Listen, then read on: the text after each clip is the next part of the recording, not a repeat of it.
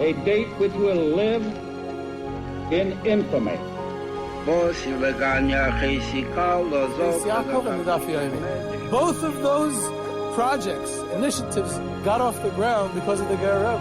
For the 11 Olympic team members slain in West Germany, the Olympic Games... Zugereicht waren Brüder in Amerika.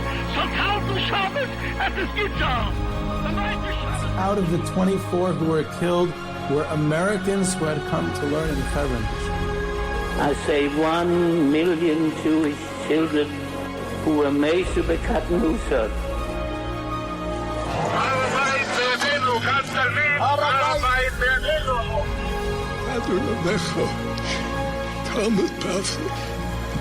Whoever heard such beautiful words? It is never too little. It is never too late. And it is never enough. Jewish History Soundbites, bringing alive the world of our glorious past. Here is our host, live from Jerusalem, Jewish historian and tour guide, Yehuda Geberer. Welcome, everyone, to Jewish History Soundbites. This is Yehuda Geberer with another episode of Jewish History Soundbites, and this episode has been generously sponsored by the Shapiro family of Los Angeles.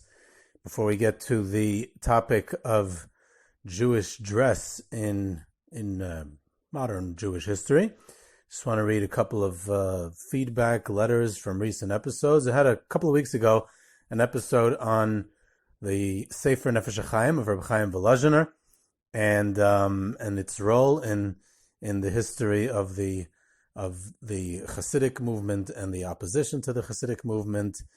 And a interesting, I guess is the right word, a somewhat odd a letter. I'm just going to read a short excerpt, about. I mentioned that Reb Chaim of Volozhin had not signed on any of the cherems, any of the excommunications about Hasidim, and so part of the letter I received said that this letter writer, this listener, heard that the reason is, as he heard from Reb Yosef Buxbaum, that he knew the handwriting of Reb Chaim Volozhiner, as he was a big expert, or the biggest expert in Kisvei Yad and manuscripts, and the handwriting from the Cherem is Reb Chaim's handwriting. So if he wrote it, he did not need to sign it. That's pretty wild, I got to say, because it's not supported by any of the evidence we know of at the time. In other words, there would have had to have been some sort of corroborative evidence that he's the one who wrote it, that someone said that he wrote it, that someone wrote that he wrote it, that someone testified that I don't know. It just seems to be, to me at least, it's just me, speculation and quite far-fetched. So I would dismiss it. Had a recent episode about the Dvar of Ram Dov Ber Kahana Shapiro, the Rav of Kovna. And fascinating. A couple of letters about him in the Kovna ghetto. Very, very interesting. One listener wrote that his son writes in the introduction to his Sefer that his father would not cut his beard. He was even willing to get killed, at least not to touch his beard, which he was able to do, and the Nazis did not cut off his beard. And his son writes this, I looked it up, explicitly in the introduction to the books, an incredible dedication of the Dvar of Ram to not have his beard cut off. Another letter about him in the ghetto, also fascinating. This is a son of a survivor of the Kovna ghetto, wrote me this. My father told me that handbills were plastered throughout the Kovna ghetto, which publicized a psak by Rabbi Kahana Shapiro, which obligated the ghetto inhabitants to work for the Germans on Yom Kippur as a matter of pikuach nefesh. A reference to the story of the handbills is found in a 2014 book titled The Clandestine History of the Kovna Jewish Ghetto Police. Notwithstanding the psak, my father simply could not fathom working on Yom Kippur and did not report for work that day. Very interesting. Okay, so also want to mention that it's the end of the contest of the trivia quiz in our column For the Record in Mishpacha magazine. So I hope that you all entered your got good scores and got into the raffle, and we're going to get some prizes. And I'm going to do some follow-up in the coming episodes. I'm going to try to analyze some of the results and some of the questions and talk about it a little bit. So stay tuned for that as well. And of course, if you want to be in touch with me about any sponsorships or lectures of the sort, then please feel free to do so, yehuda@yehudageber.com. Today's topic is Jewish dress in history. It's a big topic, and it's possibly big enough for 2 episodes, maybe even 3. So anything we don't get to in this time, we'll have a future opportunity. So don't get nervous if we don't get to it. And also, if you want a future episode dedicated to this topic of Jewish dress and fashion throughout history, then you can dedicate a future episode and be in touch with me about that sponsorship as well. It's as huge, I mentioned, as it's ancient. It's not just modern Jewish history. This is throughout the ages. And we know that the geographical spread and the chronological range of the styles of Jewish fashion throughout history is very diverse.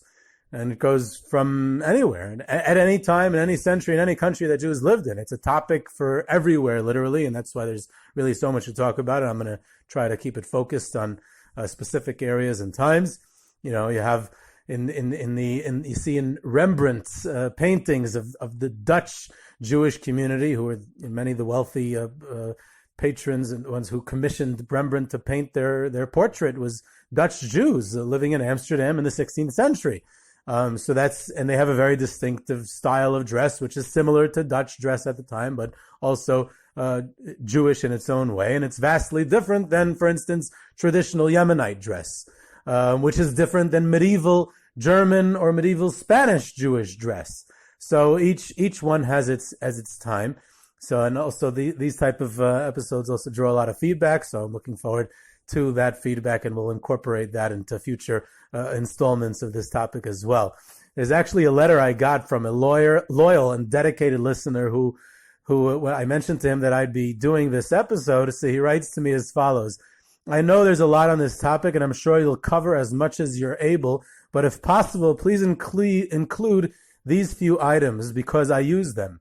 A black hat fedora, a kapota, that's the Lubavitch version of a Bekeshas, a black velvet yarmulke, jackets for the weekday and Shabbos for many.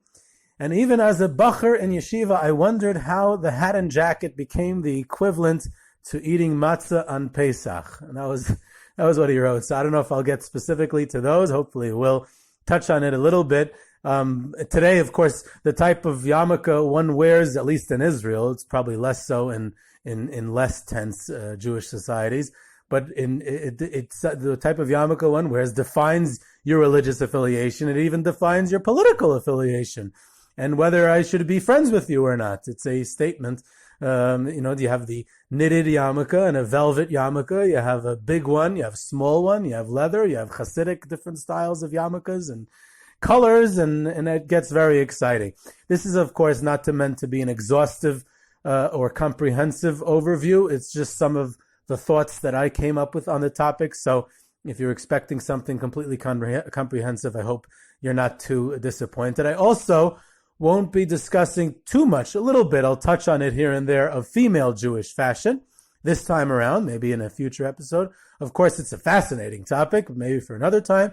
So the primary focus is on male fashion, but I will touch here and there on female Jewish fashion as well, traditional.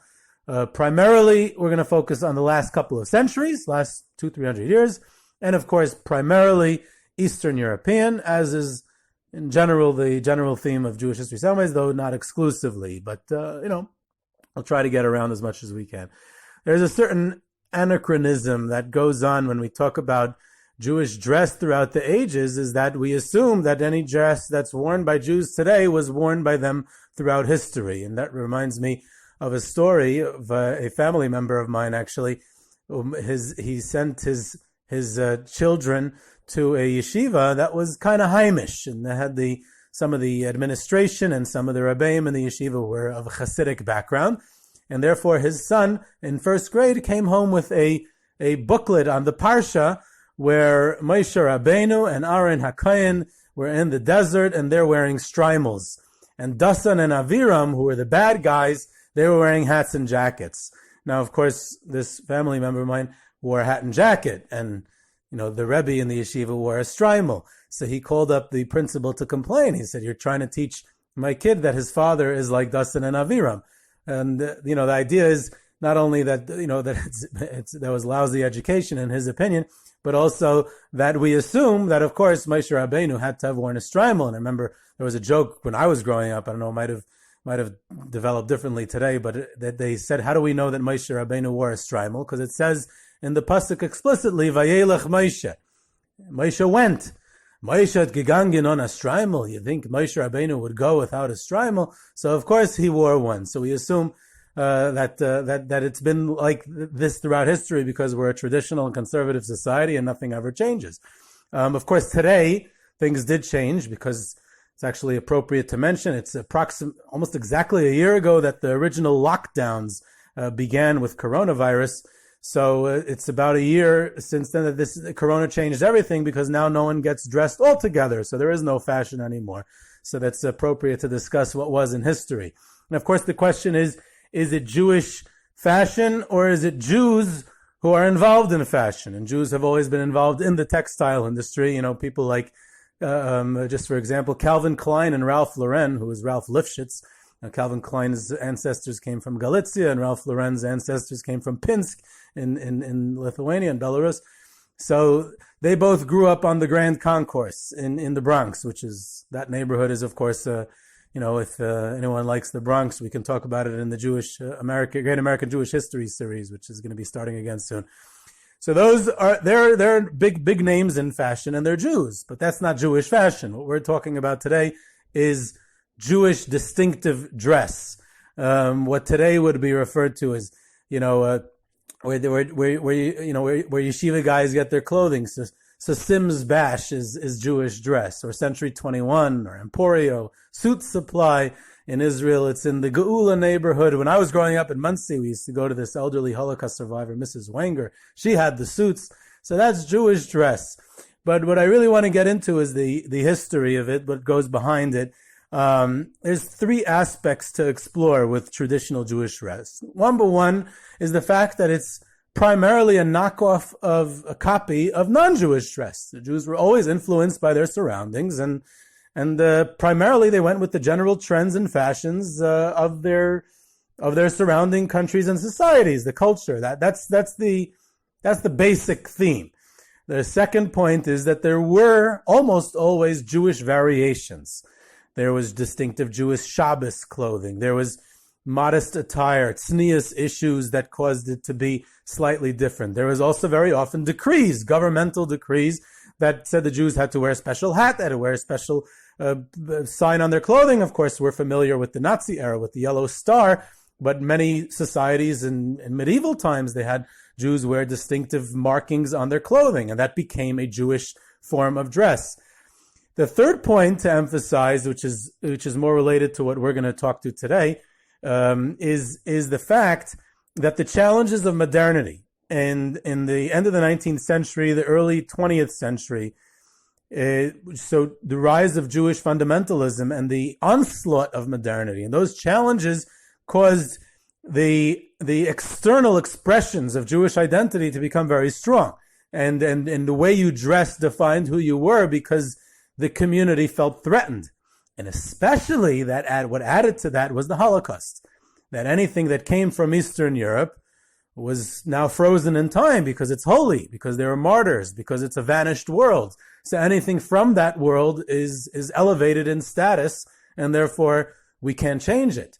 So both because of the challenges of modernity in the decades leading up to the Holocaust, so dress became a very important value in the Jewish community, in the traditional Jewish community, and especially because of the Holocaust and the decimation of that world, and therefore the whole status of any symbolism from that world becomes elevated, and therefore that influences how we dress until this very day. But the golden rule is, and I want to emphasize it, is that basically almost all Jewish fashion is knockoffs, is copies of non-Jewish fashion with a slight Jewish twist. Sometimes it's what the non-Jews forced them to wear, and that became traditional. Other times it was just copying what they wore, and eventually gave it a bit of a Jewish flavor. And oftentimes the non-Jewish style permeated the Jewish ghetto at a much later date, often when it was already out of style in its place of origin, and then it extended much later in the Jewish community, as can be expected in a conservative religious society. So garb is a uniform. You know, that in sports they wear a uniform, in armies, Boy Scouts, and that goes for Jewish traditional dress as well. In Egypt, almost by Pesach now, they were redeemed because of Jewish dress. That's what the tradition teaches us. That's what Chazal say, that they kept a distinctive Jewish dress. So it has cultural and historic value, even religious value, though often it was imposed by external factors and always influenced by them. In fact, I mentioned Pesach and the Haggadah. So there's two other points. The Chassam Sofer, who was one of the fighters against modernity in Hungary in the 1800s, early 1800s. So he said that he pointed out that it says when they were going to take, when they left Mitzrayim, when they left Egypt, they were going to take the clothes from the Egyptians as part of their salary, as part of taking away the gold from the Egyptians. They also took their clothing. But he points out that the pasuk says, "V'samtem al b'neichem." You're going to put it on your children. He says, why are they going to put it on their children? Why can't they wear it themselves? So reflecting the trends in his day and age, the German and the fashions in the Austrian Empire, he said, because the Mitzrayim were non-Jews, they were modern, and haben sie gegangen mit kurz. They went with short clothing. So, short jackets.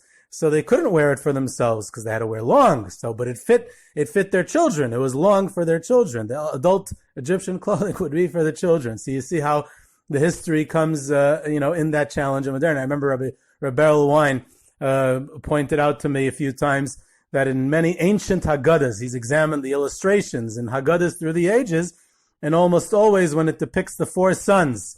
So almost always the wicked son is depicted with the prevailing non-Jewish or modern fashion. That was the expression of how the wicked son looks.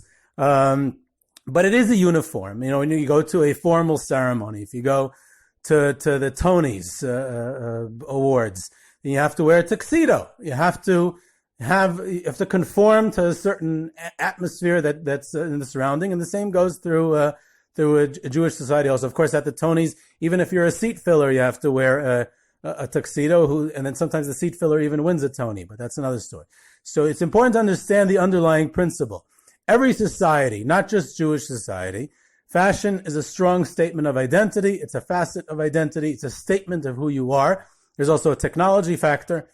Sometimes in Europe, people might have been, before the war, poorer, but they may have had nicer clothes than today in 21st century United States or Israel because they were handmade, and the handmade might have been better quality. So they, maybe not, so there's other external factors as well. So if we go to the 19th century, also want to know, how did distinctive Chassidic dress develop? So there's different nuances again in each dynasty, but it developed over time. Traditional Jewish dress eventually, like I said before, becomes frozen because of the onslaught on traditions. So we keep traditional and a conservative dress, and because of the great crisis facing the Chassidic movement in the early 20th century, and the Chassidic movement turns towards fundamentalism, and dress becomes a very strong border of where the community is. And I remember I was privileged to study under for a time Professor Marcin Wajinski, who describes this a lot. He explains a lot about Chassidic dress. In the early 19th century, all non-Chassidic rabbis, misnagdim, even maskilim, and rabbis, they all wore kolpiks and shtreimels in the 19th century. It was common dress in the Russian Empire, even in the Austro-Hungarian Empire. It was not distinctive Chassidic dress. It was traditional Jewish dress of 19th century Europe. So what made it Chassidic dress at what point? So you have a very interesting story. In 1846, there was what's known in Jewish history as the Gzeiras HaMalbushim. Excuse me. The dress decrees, which lasted till 1854, but even beyond. It was mainly in central Poland, but it was in other areas of the Russian Empire as well. And there was a decree against wearing Jewish dress.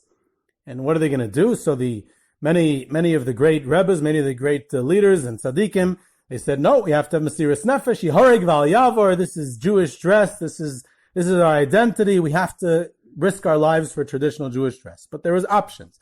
The government gave options to, you can choose. You can either choose a European bourgeois dress, a more modern dress, or you could choose traditional Russian peasant dress, fashion. Which, so in the uproar that ensued, many of the Chassidic communities adopted the Russian dress because that was the lesser of two evils. That allowed them to retain their beards, that allowed them to retain long coats and fur hats, and, this is also important, it wasn't common in central Poland at the time, where Ger and Varka and Alexander and all these other dynasties were developing. So Jews could remain distinct, even they weren't even around so many Russian peasants, which was more east in the Pale, not in central Poland. But Jewish dress eventually evolves into Chassidic dress. In the late 19th century, like I said, the crisis of modernity, the need for distinctiveness, it's a means of collective identity during this time of crisis. And it's also to project to the outside world. The emergence of it's a stigmatization which we want to get rid of free riders. We're establishing barriers for the community, and it's going to be an embarrassment for outsiders to wear our dress, and we only want people who are strongly committed. This gives strength, internal strength to the core, and it's strengthening the ranks. Anyone who removes the dress is outside the community. This, of course, becomes even more pronounced during the urbanization following World War I, because now you're in a big city. You want to spot someone a block away in your store or in the park. He's part of us. He's not part of us, right? And it's a distinctive dress that preserves it in an urban setting. So that's very important. There's also the question of expense, which uniform dress is also not affordable at the time. So it doesn't become completely uniform till the post-war. So not everyone wore the distinctive Hasidic dress, but it's kind of a gradual. So and in different dynasties develop their own nuances. One of the other things that Wojcinski points out is that Hasidic fashion has preserved imperial borders of the 19th century. In other words, Hasidic dynasties today, they come from Galicia, the Austro-Hungarian Empire, pre-World War I. They'll wear similar types of dress. If they come from the Russian Empire or parts of Poland, they'll wear different. And literally, they're probably the only people in the world who have been able to preserve political borders of the 19th century through the way they dress in 2021 across the ocean in Williamsburg or in Israel. It's a fascinating phenomenon. In Poland, the Hasidim did not wear shtreimels; they wore spadiks, and all Polish Hasidim wasn't just Ger; it was any Hasidic dynasty in Poland. If it was Mazhitz or Koznitz or Radomsk or Sochachev, even Novominsk, which was imported from Belarus but settled down in Poland, so they adopted the Polish dress.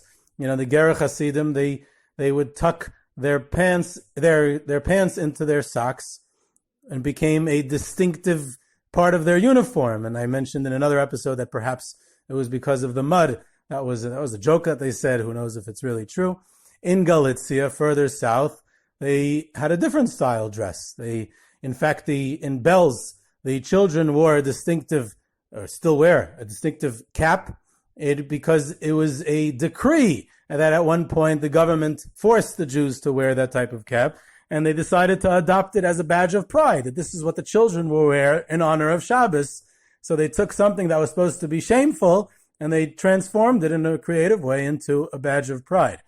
There's a story at a Bell's wedding. There was a fellow by the name of Rabbi Yitzchak Nachum Twersky, who was from the Shpikov dynasty, which comes from Skver, comes from Chernobyl, and he married into the Bell's family. He married a daughter of the Bell's Rebbe. He eventually was a rabbi in Ravaruska, and he was killed by the Nazis. But he was going through a struggle at the time, and he wrote this incredible confession to the Yiddish writer Ansky in Warsaw, to Denizen in Warsaw.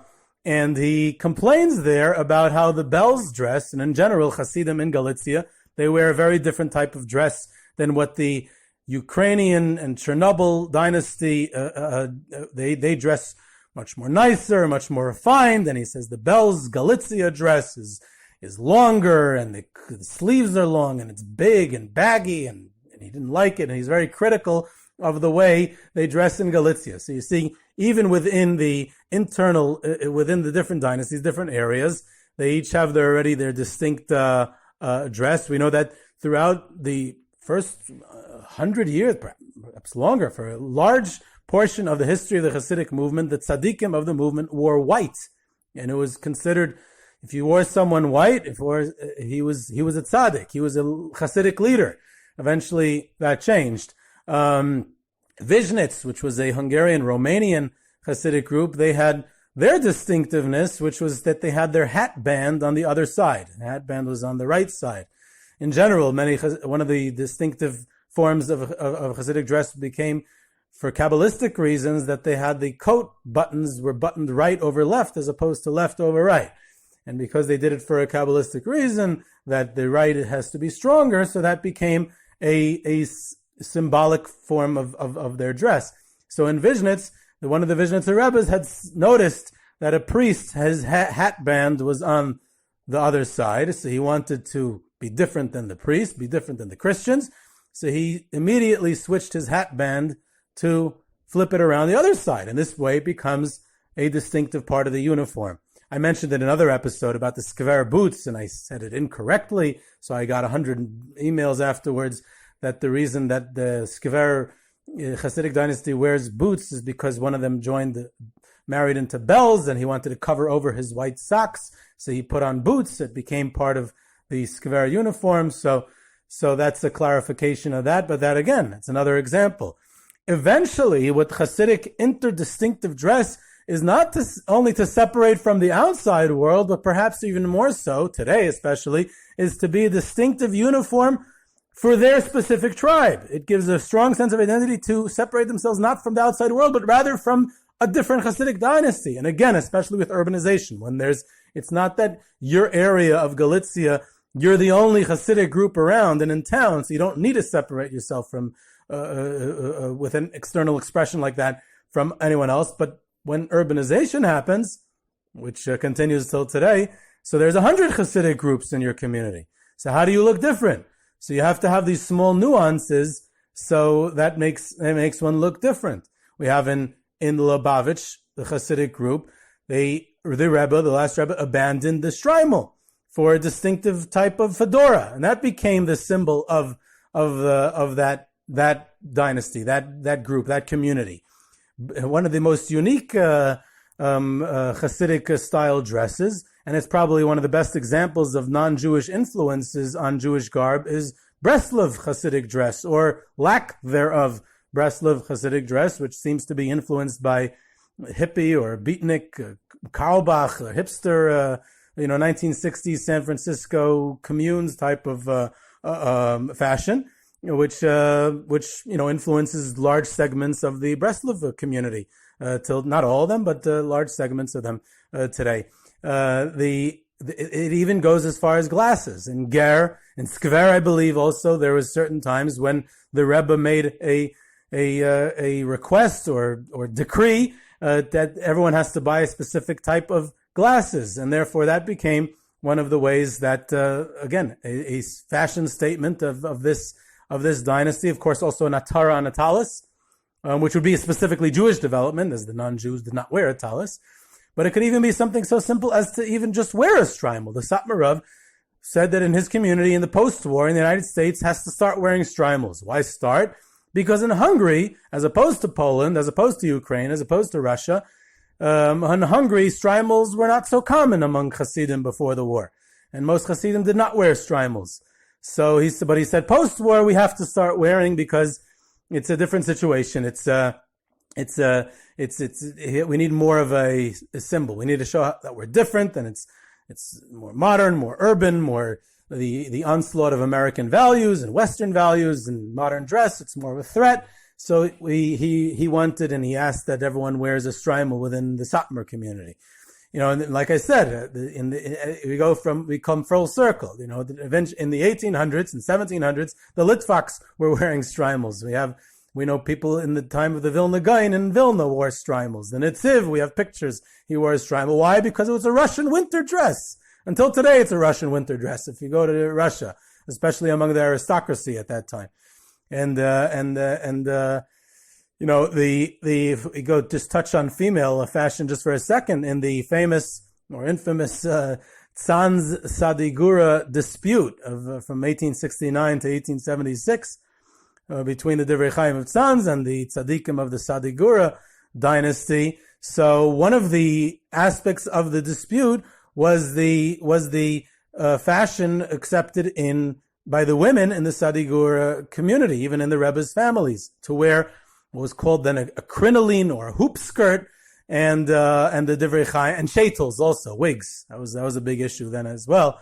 And the Divrei Chaim said that was inappropriate. It's not tznius, and you're following the non-Jewish fashion, and it becomes a big part of the cherem that the Divrei Chaim placed on the Sadigura dynasty and on the tzaddikim of Sadigura. So the way their wives dress with this crinoline or hoop skirt, whatever it is a big issue, and it has to be removed. That can't be a Jewish dress.